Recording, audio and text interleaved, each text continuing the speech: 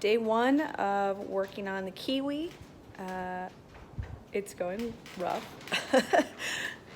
So we're in our friend's barn, which he graciously let us park this trailer in, which is awesome.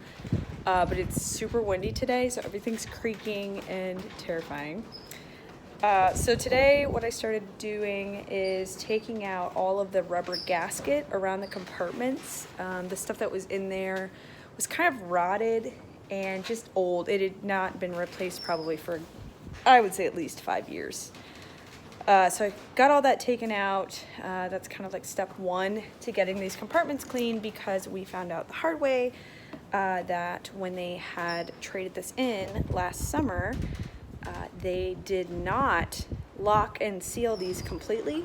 So some water got in while it was parked at the dealer, which is really sucky, because I would expect them to know better, but apparently they didn't. So we are looking at this seal right here, and you can see some of that water rot, which is so great. Fun fact, you should probably measure this stuff before you take the seal out, because the seal tape that I got was 1/2 inch. Really should have been probably 1/4 inch, because I got everything cleaned off, did a great job. Went to put everything back on with the new rubber seal, and it was so thick the door couldn't close. So now I have to buy new of that. In a couple days when that comes, I will be replacing that. The next thing that I did today, because it's about 60 degrees here, so I'm like trying to take advantage of it. You don't get this kind of weather in January usually, is recocking around all those lights there at the top. I didn't do the world's greatest job, but we're not gonna get any water leaks in there. We do have a little bit of like a ripple almost in the ceiling, kind of normal for hybrids, right above where the bunks are. And a friend of ours who's like super well versed in campers, flipped a bunch of them.